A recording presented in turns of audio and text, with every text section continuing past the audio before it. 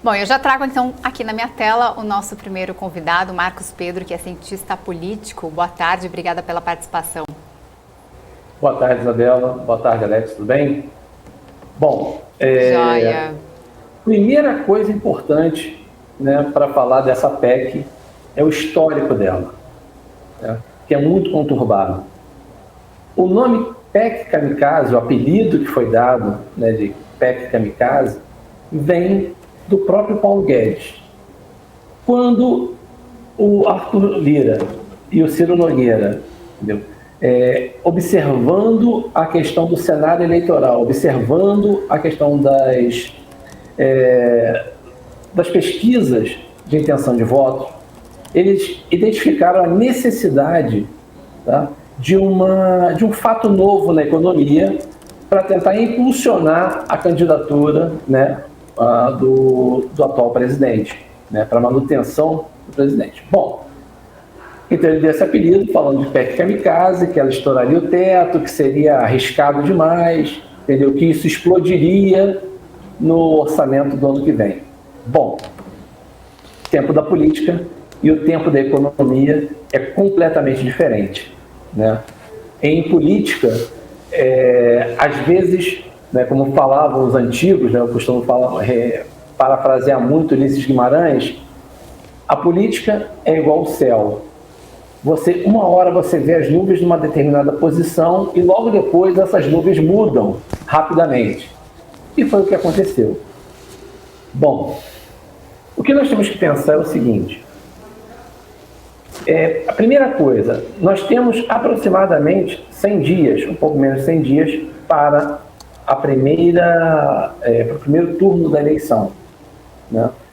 O objetivo dessa PEC ela é muito específica, tá? Pelo que eu tenho conversado com os analistas, tá? É colocar o atual presidente Jair Bolsonaro no segundo turno. Esse é o objetivo, tá? Por quê?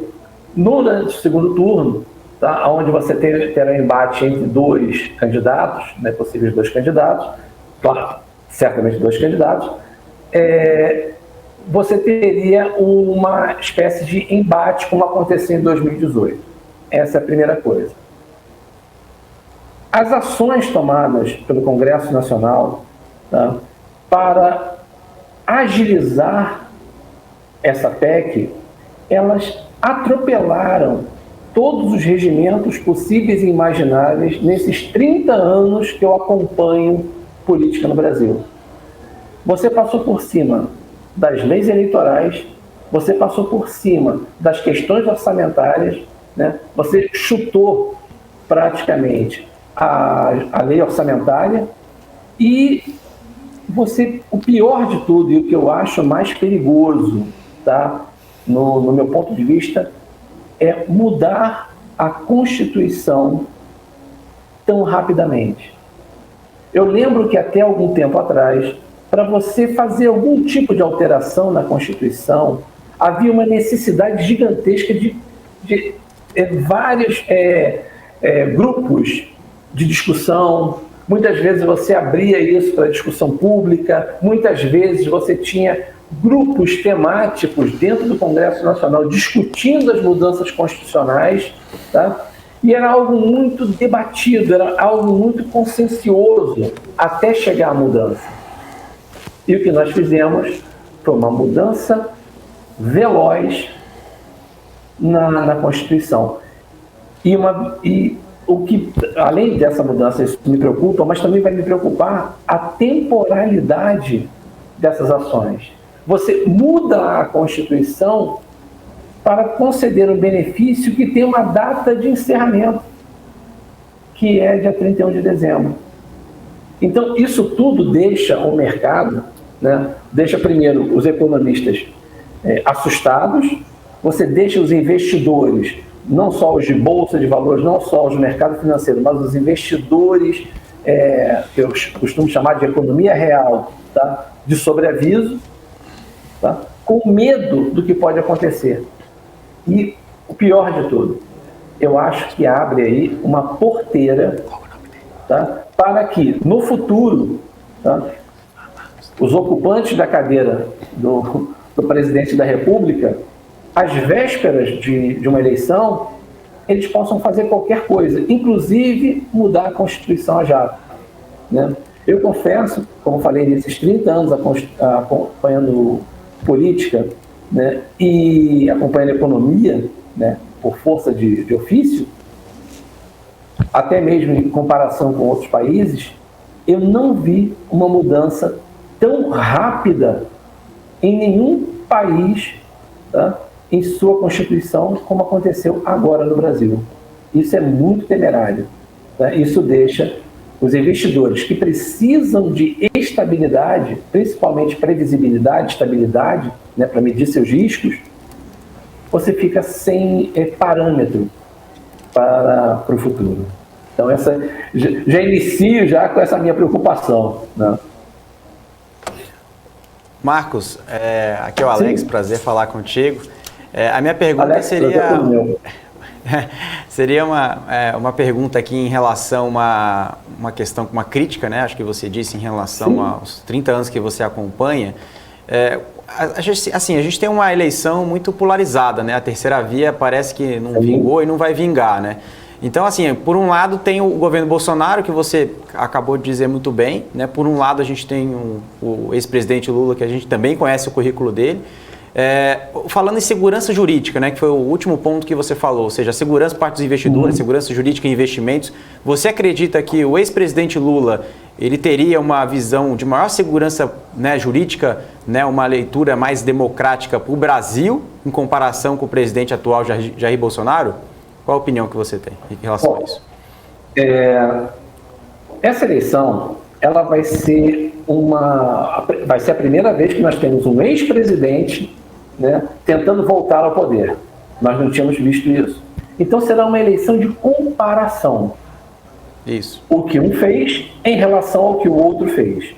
Quando você pega a primeira eleição de Lula, o que você vê é o seguinte: apesar dele iniciar o seu primeiro mandato, né, dizendo que tinha recebido uma herança maldita de Fernando Henrique Cardoso, ele começa com esse termo, ele seguiu a cartilha que já tinha sido elaborada antes. Ele manteve, em boa parte, toda a questão econômica e fiscal estabelecida pelo governo Fernando Henrique. Tá? Se você for observar a linha econômica seguida no primeiro governo Lula, tá? É exatamente igual ao que o Fernando Henrique fez. Então ele manteve ali aquela estabilidade, o que deu segurança ao mercado. Essa que é a verdade, ele deu segurança.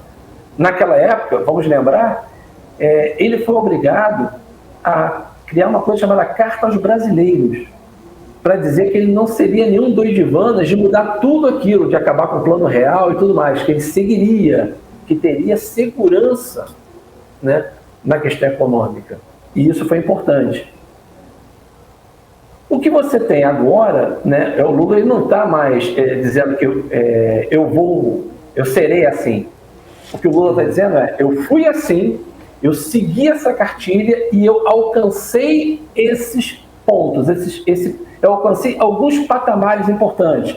Redução da miséria, a questão, por exemplo, do equilíbrio fiscal, né, que ele conseguiu alguma coisa ali. Mas ele vem dizendo bastante no discurso em relação ao furar teto de gasto, em relação ao congelamento de preços. Sim. Essa questão do teto de gasto é outra coisa que a gente discute muito. Por quê? Assim como nas empresas privadas, tá, o governo ele tem que montar seu orçamento. Assim como você tem diversos tipos de orçamentos diferentes na iniciativa privada, orçamento base zero, orçamento flexível, orçamento rígido, não importa. O governo ele também tem um tipo de orçamento. E o orçamento do governo, tá, é quase como um orçamento de base zero, como a gente costuma brincar. Por quê? Ele começa tudo calculando para o ano seguinte. Só que é quase que inflexível. Quando você coloca a questão do teto de gastos, você diz o seguinte: olha, nós só podemos agir dentro desse patamar. Qualquer coisa que venha qualquer externalidade, qualquer variável dummy, como a gente brinca, né, qualquer coisa exógena, nós não temos condição de mexer. Então, o que acontece? Um teto orçamentário muito rígido impede ações governamentais rápidas para minimização, por exemplo, de pobreza, para situações de caos, para situação, como aconteceu com a pandemia, por exemplo, isso dificulta muito. Agora, se você não tiver um balizamento, tá? Um país que tem um nível de dívida elevado, que não tem um balizamento, tá?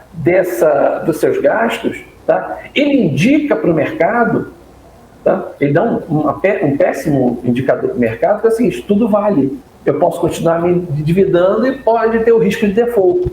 Então, eu costumo dizer que nessa questão orçamentária, nem tanto o mar, nem tanto a terra.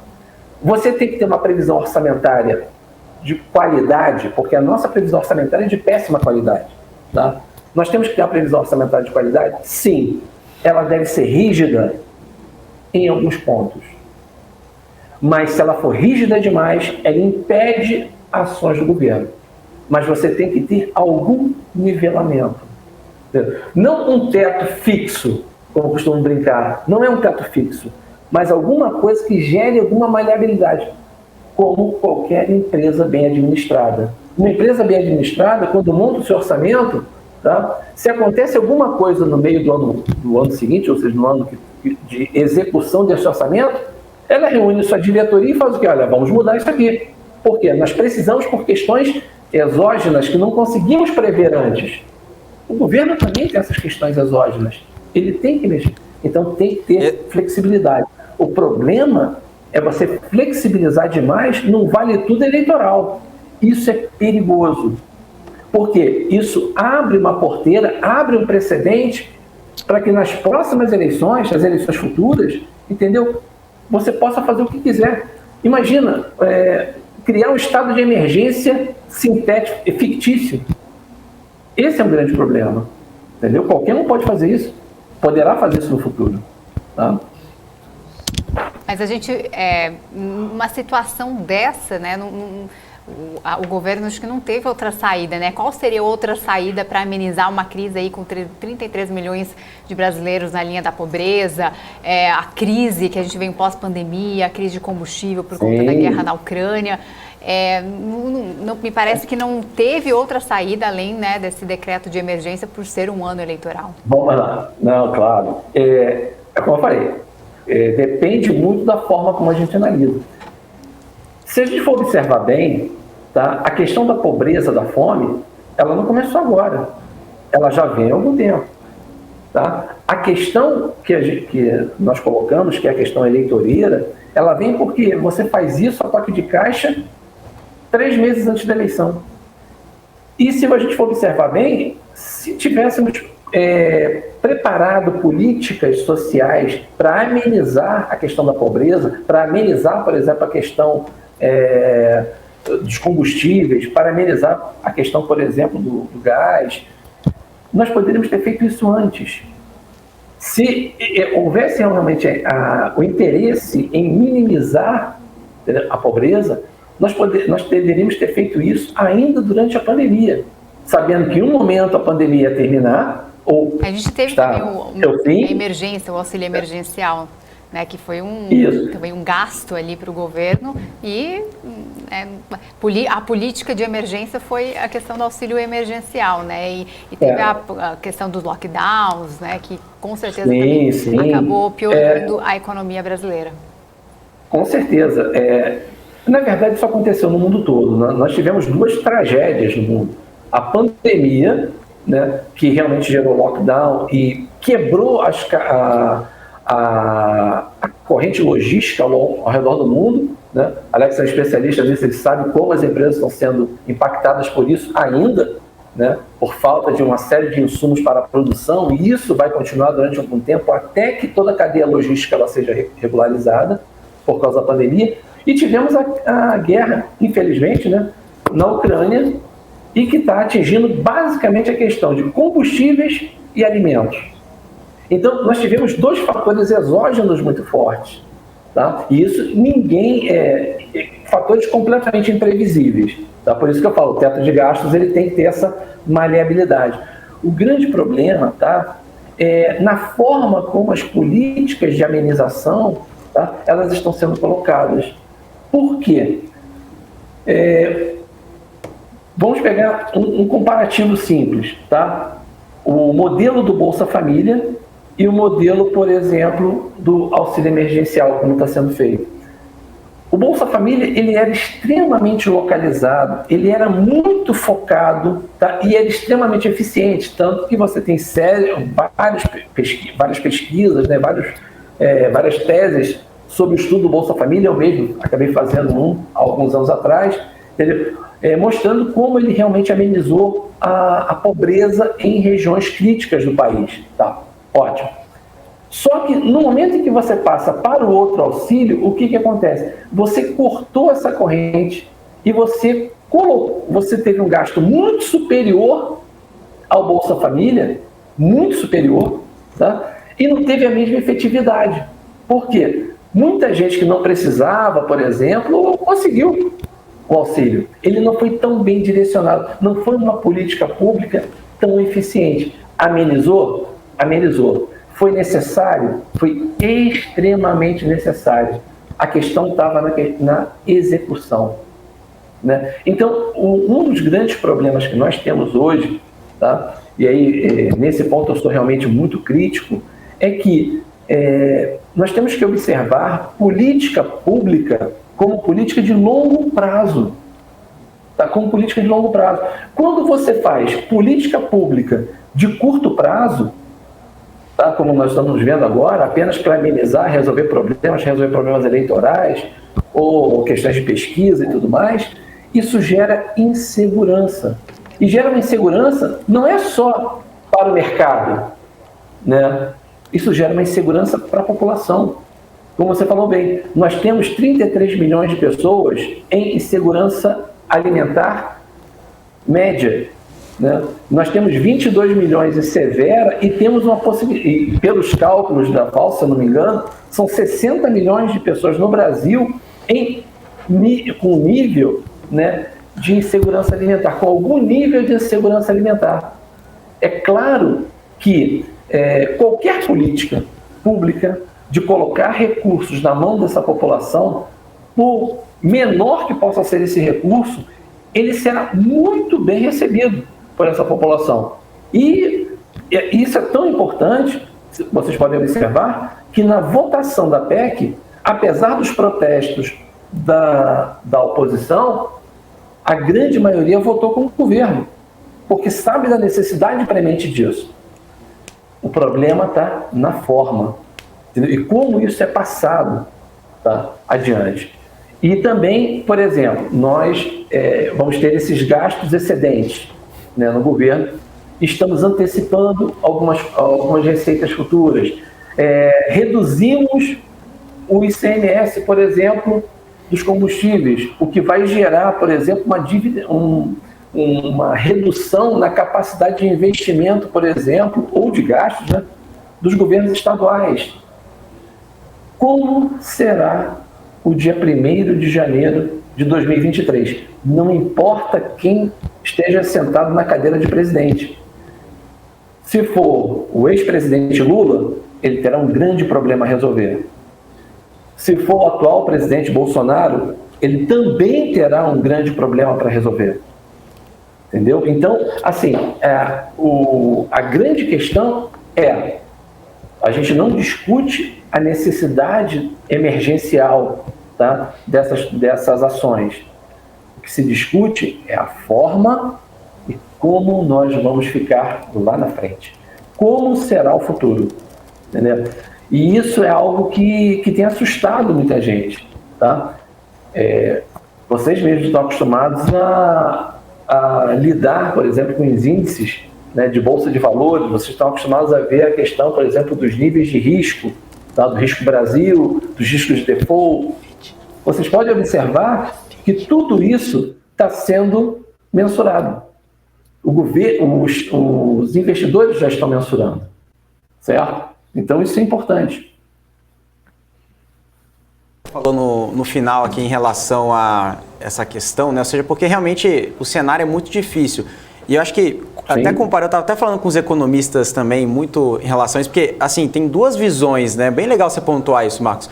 Tem o investidor que investe, ele conhece muito bem, ele sabe a dificuldade, ele fala, olha, eu estou sofrendo aqui em equities, em ações, porque nos Estados Unidos está ruim, na Europa está ruim, na Ásia está ruim, né? Aqui está ruim, mas o brasileiro médio, digo brasileiro médio assim, o brasileiro que não investe, né? Que tem pouco conhecimento no mercado financeiro, inclusive a BMC é um grande veículo para a inclusão, ele bota a culpa na gasolina no Bolsonaro, ele bota a culpa porque, mas na época do Lula eu comprava alimento mais barato, né? O Bolsonaro o alimento está mais caro, enfim, a gente sabe que, independente do governo, como a Isa pontuou, você também pontuou, tem cenários aí que, né, não é a culpa do presidente, nem estou defendendo o Bolsonaro, podia ser outro presidente sentado aqui na cadeira. Mas a minha pergunta seria o seguinte, eu estou falando mais, eu já estou mais focado aqui para quem é investidor, né? Para quem para quem já está desenvolvendo, né? Ou seja, para quem está investindo ou começando a investir, porque já entende um pouco desse cenário. A Fitch, né? Ou seja, saiu uma notícia ontem, acho que, não sei se você viu também, né? Que ela, né, trouxe ali o range do Brasil, né, de negativo para estável e até mesmo elogiou a postura do Banco Central aqui no Brasil, que é independente, né? Hoje já é independente, que subiu os juros, foi um dos primeiros, se não o primeiro país, né, que subiu os juros ao longo das economias mundiais e parabenizou a atitude do Roberto Campos Neto. Então, ou seja, por um lado a gente tem o CDS, né, que mede o risco Brasil, né, ou seja, o risco país, né, que também disparou, mas todos os emergentes subiram. Mas por um lado a gente tem a percepção econômica, né, agora trazido, né, para um grande nome, né, agência de risco Fitch, trazendo uma melhora, né, em certa parte. A gente não tem investment grade, a gente não tem ali a gente não é Europa, a gente não é Estados Unidos, a gente tem o nosso problema, nós somos emergentes, mas teve uma melhora significativa. Por um lado, assim, só para pontuar aqui uns dados econômicos, eu queria que você comentasse aqui, tá? Não estou falando o presidente, estou falando esses fatos, né, dados aqui. Claro. Então a gente teve, o desemprego está alto, mas diminuiu um pouco, né? Ou seja, a gente já viu uma melhora. O CAGED também teve uma melhora também significativa nesse ponto, né? A inflação, mesmo com essa questão de uma discussão muito grande, estava falando em relação ao ICMS, inclusive a gente estava até comentando aqui com diversos especialistas, falando, acho que o fundo estabilizador, né, da Petrobras poderia ser uma solução, mas a gente descobriu, eu mesmo não tinha conhecimento, a gente descobriu através de um advogado, né, especialista ali na parte eleitoral, que ele disse que nesse ano eleitoral não pode ser feito isso, então por isso que foi feito por essa questão de desconto do ICMS. Então, ou seja, são medidas que o governo vem fazendo, mas a economia, quando você olha para os nossos países emergentes, nossos irmãos, né, Venezuela, né, Turquia, a gente vê que nos emergentes a gente está muito melhor, né, no relativo, não digo que a gente está 100%, a gente tem nossas dificuldades, acho que você pontuou muito bem as dificuldades que a gente tem no Brasil, independentemente de qual governo que vai sentar na cadeira, mas a minha provocação é essa, poxa, a gente não está tão ruim assim, né, a gente tem melhorado, né, ou seja, a gente tem pontuado vários dados que eu falei, IPCA, né, mesmo que seja jogado à força, IPCA para baixo, né, a geração de emprego, desemprego, a Fitch agora reiterando, né, como uma agência de risco muito séria, umas grandes nomes no mundo. Então, assim, qual que é a perspectiva que você tem em relação à economia brasileira, em relação já olhando para o ano que vem, independentemente de qual governo que seja, que você falou em desafio, mas a gente tem, endereçando desde a saída da pandemia, melhora desses indicadores, né? Sim, vamos lá. A gente tem que pensar pelas duas visões. A visão do mercado e a visão da população que está passando fome. É isso que eu falei, mercado, é isso mesmo. Isso não, o mercado, ele sempre consegue precificar com antecipação. É o objetivo do mercado. A gente está sempre tentando arbitrar precificando, né? Quando o Campos Neto, posso até dizer isso visionariamente, ele começou a fazer essa questão de aumento da taxa de juros, entendeu? Balizando a inflação de longo prazo, antes dos outros países, eu acho que ali foi uma retomada, ele conseguiu virar a chave nesse ponto.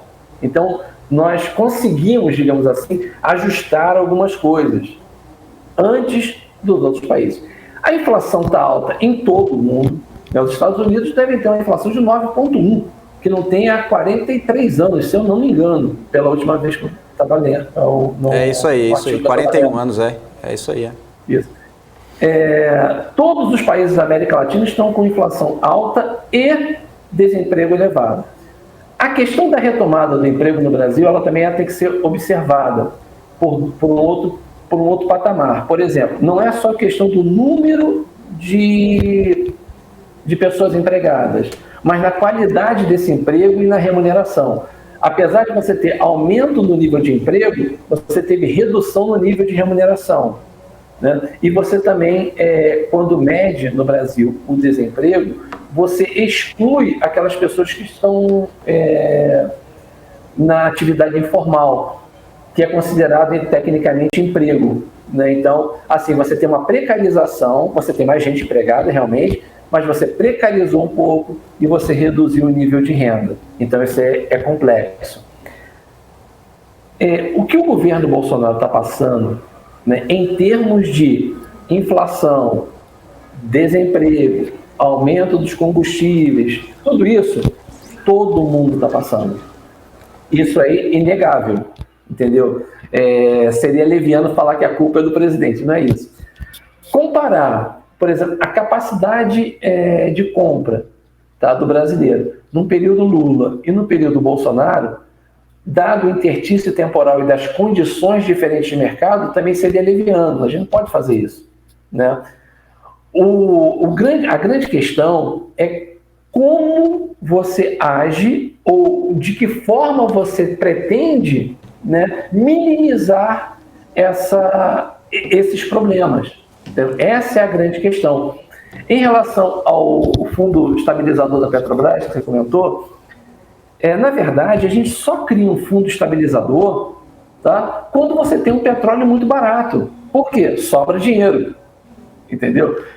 Tentar estabilizar, tentar criar um fundo, sabe, mesmo no ano pré-eleitoral, no ano eleitoral que você não pode, mas você teria que ter feito isso, por exemplo, desde que, por exemplo, o Michel Temer, em 2016-17, né, criou a paridade dos preços da gasolina, dos preços dos combustíveis, com a paridade internacional, entendeu? Deveria ter feito isso ali, naquele momento. Por quê? O preço do petróleo estava muito baixo. Então, valia a pena você iniciar. O problema, né, aí, assim, aí é uma crítica minha, o problema é que o Brasil ele não planeja de longo prazo. Nós temos uma carência gigantesca de planejamento de longo prazo na atividade pública. Entendeu? Porque a volatilidade do preço do petróleo, isso acontece desde 1973, desde a primeira crise do petróleo. Entendeu? Mas alguns países, né, souberam lidar com isso melhor que o Brasil. Tá? O Brasil, infelizmente, ele não se preparou para isso. Ele não se preparou para essas volatilidades de médio e longo prazo. Entendeu? Infelizmente. Mas, voltando à questão, o desafio para qualquer um que assuma, seja o ex-presidente Lula, seja uma continuidade do governo Bolsonaro, ou essa terceira via quase morta, né, certamente será um ano muito difícil. Será um ano de estabilização muito complexo.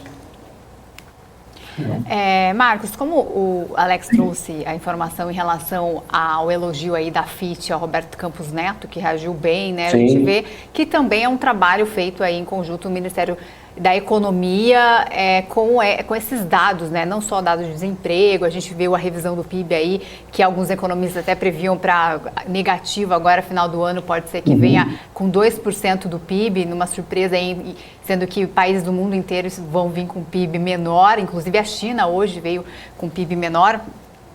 A minha pergunta é a seguinte, a gente, em relação à segurança jurídica, né, não só para o investidor, não só para o mercado, mas uma economia como um todo, para um futuro próximo governo. A gente vê que está dando certo, querendo ou não, né, pela pandemia, pela crise lá da Ucrânia, essas medidas estão dando resultados, né, melhor do que outras partes do mundo, e a gente vê, por mais que o ex-presidente Lula tenha feito um governo mais brando, vamos dizer assim, seguindo a cartilha ali em seu primeiro mandato, segundo mandato foi um pouco mais hawkish, como diz o mercado, e agora promete ser ainda mais duro, né, já prometeu revogar a reforma trabalhista, já prometeu furar teto de gasto, mas que também concordo que precisa, né, haver ali algumas reformas, né? Flexibilidade, né? Tem que haver, todo o governo acaba furando. Mas outras questões também, como congelamento de preços, assim como aconteceu na Argentina, medidas mais duras, né? Ô Isa, só para complementar aqui, para jogar pro Marcos aqui, jogar a lenha para queimar aqui na fogueira, né, Marcos? A gente não deixa perguntar fácil não, aqui a gente só dificulta, aqui cada pergunta vai piorando aqui para a gente colocar aqui na mesa, que você tem muita experiência aqui, né? Mas é o seguinte, a Isa trouxe tudo isso e acho assim, o meu receio, tá? Vou dizer o meu, acredito que de outros. Pessoal, se vocês tiverem o mesmo receio do que eu tenho aqui, coloca no chat, que depois a gente compartilha aqui com o Marcos para falar sobre isso. Que o meu receio é o seguinte, a gente olha para o lado, olha para o outro, olha para a Venezuela, 167% de inflação. A inflação está no mundo inteiro, mas olha o que a Venezuela fez no Maduro, né? Ou seja, um governo de esquerda. Vai para a Argentina, mesma coisa. Uma inflação, quanto que deu lá, Isa? 90%. 90% congelou preço. Ontem deu 64%. 64%, então, ou seja, congelou preço, tudo aquela cartilha. Aí o investidor não é ser bolsonarista, não é ser lulista, nada disso. É governo de direita e esquerda e atitudes econômicas com cada governo. Né? Liberais, enfim, e etc. Seguindo essa cartilha que você conhece muito mais do que eu aqui. O investidor tem medo. Se entrar o Lula, poxa, Argentina, Venezuela, a gente pode virar uma Venezuela, pode virar uma Argentina com o Lula no poder, se for o caso, e o Bolsonaro não é o perfeito, a gente sabe disso, também tem as suas críticas, mas como a Isa comentou muito bem, o trabalho do Ministério da Economia, Paulo Guedes, que foi muito criticado, mas a gente tem que dar os parabéns, que também tem endireitado bem a economia brasileira. Claro que não está perfeito, como eu falei, mas a FIT já reconheceu ontem esse trabalho. A questão é que o ex-presidente Lula está sendo muito incisivo e muito claro nas políticas econômicas que ele vai fazer, que são políticas econômicas parecidas com Venezuela que dá muito medo, com a Argentina, por exemplo. Que dá muito medo. Isabela e Alex, assim, vocês são muito jovens, né? Mas vamos lá. Nesses 30 anos de janela observando, eu confesso a vocês que eu nunca vi, de verdade, nenhum candidato cumprir nem 20% daquilo que eles prometem na eleição. Muitas vezes, quando ele assume, uma coisa é o palanque eleitoral para você arrebanhar, né, eleitores, e a outra é o mundo real. E a realidade, ela se impõe. A realidade, ela é dura, entendeu? Para qualquer um que sente naquela cadeira. Lula, ele tenta, novamente, ele diz que vai mudar isso, mudar aquilo, por quê? Porque o objetivo é arrebanhar mais eleitores, né? E ele pega, por exemplo, o Geraldo Alckmin, coloca ali como vice para dizer, olha, eu não sou tão radical, eu tenho aqui, olha, eu vou numa centro-esquerda, digamos assim, né? E o que acontece é que quando você senta na cadeira presidencial, a realidade se impõe, entendeu? Então, realmente você tem governos de esquerda na América Latina, entendeu? Complexos, como é o caso, por exemplo, da Venezuela, o caso da Argentina, né, que na verdade a gente não pode nem dizer que o presidente da Argentina é quem é, né? Na verdade quem manda na Argentina é a Cristina Kirchner, né? Mas, assim, a realidade vai se impor a todos. Não importa se Lula ou Bolsonaro. E qual é a realidade? Aquela que você mesmo falou, Isabela. 33 milhões de pessoas passando fome. O nível de renda caindo, uma inflação que, por enquanto, está sendo controlada, ou seja, estamos num viés de controle, começando um viés de controle, né? E um desemprego que está realmente reduzindo, mas com uma qualidade de emprego uma qualidade precarizada, né? Mas, como eu disse antes, não é um problema só de Brasil, é um problema de todos, tá? Todos os países emergentes ou os países desenvolvidos, vocês podem observar, vocês mesmos já noticiaram isso hoje, a paridade entre o dólar e o euro, entendeu? Isso nunca tinha acontecido desde o lançamento da moeda de forma física, tá? E por que isso aconteceu? Porque a Europa está começando uma desaceleração forte de sua economia, entendeu? Então, o desafio não importa para quem vai sentar naquela cadeira, vai ser gigantesco. É claro que o Paulo Guedes foi muito criticado ao longo do tempo, tá? Eu mesmo fui um crítico severo de muitas das atitudes de Paulo Guedes, mas em algum momento, tá? Em alguns detalhes, ele conseguiu acertar. Uma das coisas mais importantes que nós podemos, digamos assim, frisar nos últimos tempos foi a independência do Banco Central. Entendeu? Essa independência do Banco Central deu um poder ao Banco Central, tá? Deu um poder ao Campos Neto, tá? De manter em rédea curta, ou tentar manter sob a rédea curta, tá? O que está sob a sua égide, que é a política econômica, tá? Ou a execução da política econômica, de forma mais rígida, de forma mais dura, né? E isso foi muito importante. Inicialmente, o Paulo Guedes ele era um grande incentivador do teto de gastos. A gente pode lembrar disso, logo no início. Entendeu? E eu sempre fui um crítico disso. Falei, o teto de gastos você tem que ter, mas tem que ter flexibilidade. O que aconteceu com o tempo? Houve a flexibilização. Tá? A minha preocupação, tá, é quando você... E isso é uma crítica que eu faço para qualquer governo em qualquer lugar do mundo. Tá?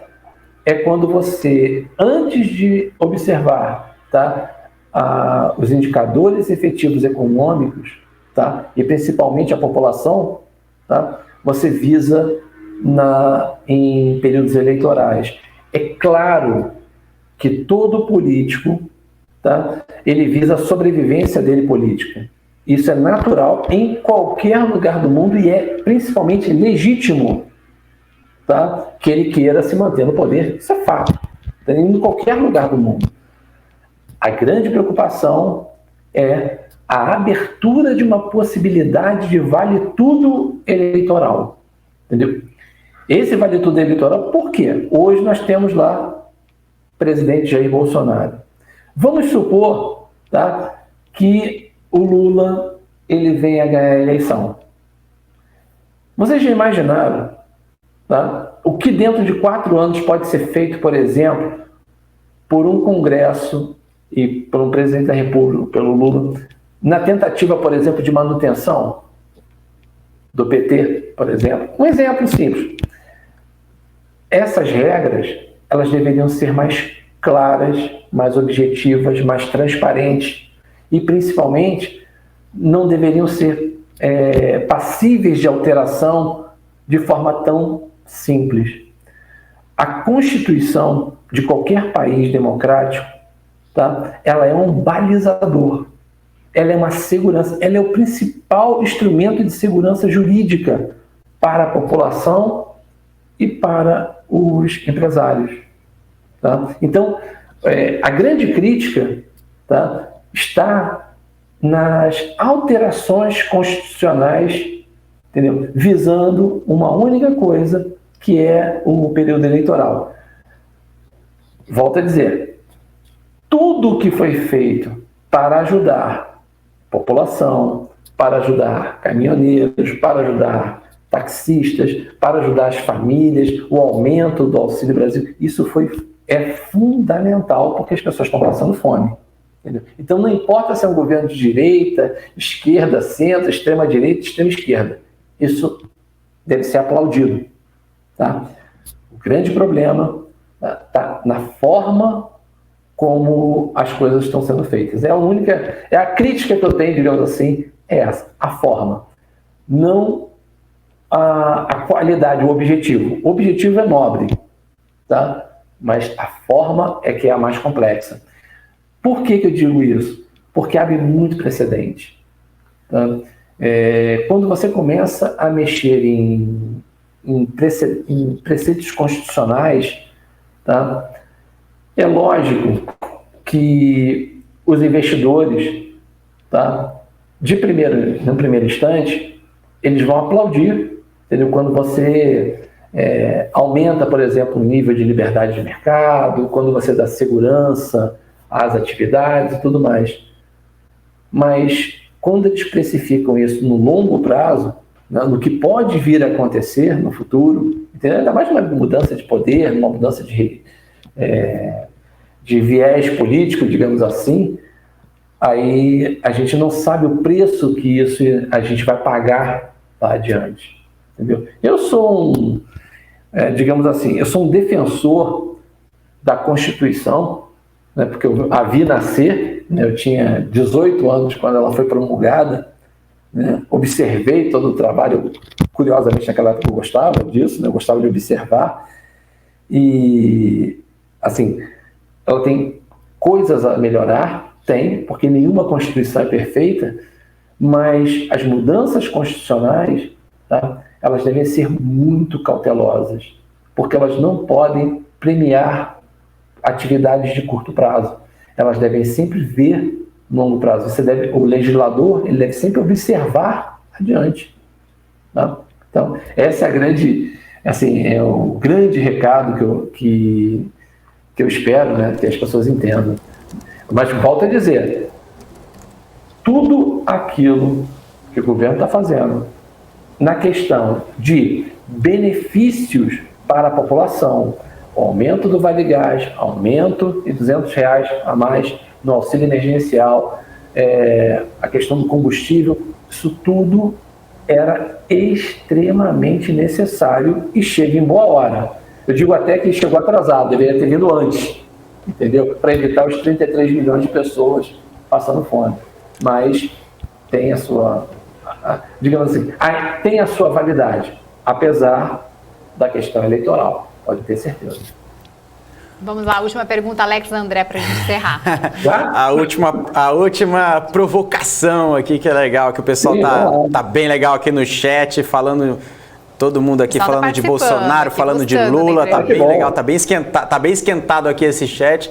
E eu vou jogar aqui uma pergunta aqui para você, Marcos, falando o seguinte, você falou sobre a segurança, né, da segurança jurídica, a questão da Constituição, e eu trago duas notícias. Primeiro, assim, indo pela premissa, né, de uma segurança jurídica, tendo um ex-presidente, né, que foi preso, né, e também temos o STJ que restabeleceu, restabeleceu ali os direitos políticos do garotinho, que também a gente sabe muito bem, né, o seu passado, ou seja, o Brasil realmente é difícil, né? E como que você traz essa visão, você como cientista político, pô, um ex-presidente que foi condenado, né, que foi preso e quer voltar ao poder, como você falou, a primeira vez que um ex-presidente quer voltar ao poder, mas não é qualquer presidente, é um ex-presidiário, né?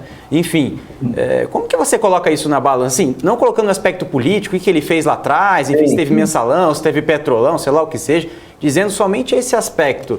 Não é uma insegurança jurídica? Você concorda comigo?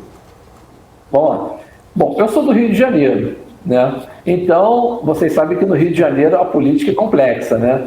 São poucos os ex-governadores que não passaram pela cadeia. Eu acho que só o Cláudio Castro, que está agora, que ainda não foi, né? Mas espero que não vá, né? Mas vamos lá. O que acontece? A política, infelizmente, nós temos um problema grave no Brasil, entendeu? Que é o tempo da política comparado ao tempo da economia e ao tempo do judiciário. Tá? Quando você fala de um ex-presidente, né, que já foi preso e que teve seus direitos políticos restabelecidos, né, para grande parte da população, é como se ele tivesse sido preso injustamente. E isso não é verdade, né? O que aconteceu foram detalhes políticos, detalhes jurídicos, tá? Questionáveis. Mas como eu não sou jurista, na verdade eu sou economista e cientista político, eu vou falar meio de curioso, mas o que aconteceu ali foi que, por um detalhe jurídico, por detalhes jurídicos de processo, o ex-presidente teve suas sentenças anuladas e ele restabeleceu seu direito político. Bom, então está aí concorrendo. Garotinho, a mesma coisa, né? Crivella, no Rio de Janeiro, entre outros. Mas, bom, assim, eu costumo dizer, né, para as pessoas, o que vai acontecer, né? o povo é sempre soberano, né? E ele vai escolher seu presidente. Esse presidente, tá? Apesar de tudo que é colocado, né, né, a premissa da política é do homem público é a honra, uma vez que essa honra é manchada, ele deveria, né, por vergonha, abandonar a vida pública. E se isso realmente acontecesse, o Congresso Nacional não teria, sei lá, acho que não teria metade das pessoas que estão ali, né, e que estão concorrendo e se reelegendo. A mesma coisa acontece nos estados, né, e acaba acontecendo também na presidência da República. Mas o que eu entendo também é que, apesar dessa temeridade, desse passado, né, o que a população e o que os empresários vão comparar na hora de votar, e isso sempre acontece, né, há sempre essa comparação, é o seguinte: como eu estava há 4 anos atrás e como eu estou agora. É assim que o eleitor ele vota. Tá? Ele vota muitas vezes, que a gente chama de voto racional, né? Ele faz uma análise. Eu estava melhor ou estava pior? O que vai acontecer vai ser a comparação entre os dois governos, não importando quem está concorrendo, né? Vamos lá. Em São Paulo, nós tivemos o exemplo do Maluf, né? Quantas reeleições e reeleições ele teve sob suspeição da figura, né, de Paulo Maluf. Então, a política brasileira, ela é assim. O eleitor, ele tende a não se preocupar talvez com a figura da pessoa, né, com o personagem político. Ele se preocupa com a condição econômica dele. Tá? Diferente de outros países, por exemplo, na Europa, você faz pesquisa qual e pesquisa quant, né, para as eleições. E lá, quando um político ele tem a honra manchada, entendeu? Ele mesmo procura sair da vida pública. Tá? Ou, se ele não sai, né, como a gente costuma brincar, ele é saído, né, ou pelos seus partidos, ou pela opinião, ou nas eleições. Mas o Brasil, eu acho que o brasileiro, foram tantos casos de corrupção no Brasil, tantos casos de pessoas acusadas e que foram a julgamento, algumas foram presas, depois saíram e voltaram à vida pública, tá? Que eu acho que o brasileiro ele ficou meio que anestesiado nesse ponto, né? Ele criou os poros, digamos assim, de autodefesa.